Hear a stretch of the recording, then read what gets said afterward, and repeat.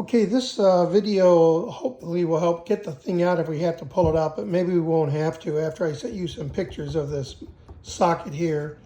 So when you take all these screws out, I always roll this roll chart all the way up this way, this way, so that it's rolled up going this way. So the bigger part is up here and it's less down here, because there's a metal lip that goes around. Here comes the garbage truck. There's a metal lip that goes around this way, okay? And it sticks out about this far. Now on your tube checker, this switch is located down here. And it looks like part of that switch actually goes down quite a bit. In other words, it's big enough to where it's actually sticking down like where this double line is. See, and there's a metal lip here. So if you were to just take your tube checker and pull it up, that switch would hit this metal lip. That's what I think he's afraid of. And the way you have to do that is you have to take this out and you literally have to tilt it up. That forces this down. Tilt this up and slide it this way, and kind of slide it and move it up this way. So you're sort of pulling it like this, okay, and moving it this way, and then going up, pulling this back part up in the air.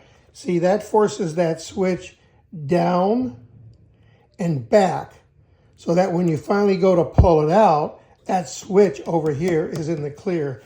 Now, maybe what they did is they cut a notch out, but I can't find a picture that shows there might be a notch out. So if he's worried about that wafer switch, that's what I think he's worried about, is that to get this thing out of here, I know in this one, you have to roll the roller so all the paper is this way and there's very little paper down here. Otherwise, that paper gets hung up on this metal lip that these screws are in. So yeah, I just checked the tube, but this is what I want to say. Okay, when I take a picture of what's down in here, it looks to me like it's not a clamp that clamps around the pin, but rather the pin goes down and pushes on metal.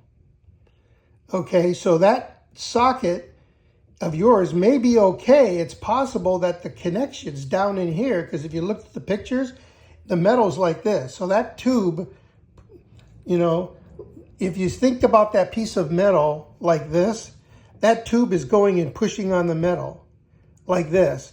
It's possible that metal, mine looks like it's corroded a little bit. So you may just have to get in there with a Q-tip and some cleaner and clean those pins down in the hole. Okay?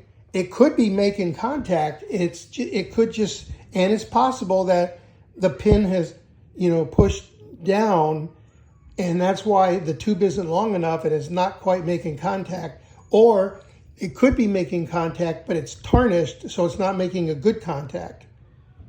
Okay, so we have to explore all this before we even think that we want to pull this out. Because if all it's a matter of cleaning this, you're in good shape. And there's ways to deal with this. Sometimes you can shove down in the hole a small little bit of aluminum foil, and the aluminum foil builds up, okay? And it builds up enough to where when you push that tube in, all right? Because when I first looked down in here, I go, man, I don't even see anything down in there. But they're down there. They're just at the bottom. So hopefully this video will help you, and we'll go from there. But maybe we don't have to open it up, because of the way that pin is inside there, I'm not sure it would just pop out. Maybe, I don't know. I never thought about it. I'd have to open up this tube checker to look inside. Oh man, these garbage trucks make a lot of noise. And look at mine in the back to see how it was built. If we need to get that far, I'm willing to open this up and look inside. I might even do that. I might just go ahead and do that now. And since I got everything set up, why not? And like I say, this aeronautical tube checker comes with tons and tons and tons of really great information. And here's the book that I bought. I had to buy these books because they're not on the internet anywhere. But if you look at, but if you look at these books, the documentation, I mean, phenomenal documentation, all kinds of voltage reading on the transformers. They've got pictures of the transformers. Then you get into one supplement, but you got 2 supplements of tube data here. And let's see here. I'm going to upload this video to YouTube. Troubleshooting section. Okay. Showed you that chart there. Lots and lots of, and see the 981 doesn't have that because this is a civil aeronautical device. They had to do this documentation for the government. See where it says contract number? Yeah. So that's the reason I went after this model and not the 981 is because of the quality of build they had to do for the government, and it was really just well built, and that's what I was looking for that reason. So with that being said, let's see, how much do I have on? Okay, so it's almost a 7-minute video, but you can watch this video and we'll talk. I've got lunch with my son on Thursday. We meet at 5 o'clock. And and Friday I have lunch with a colleague from Cox.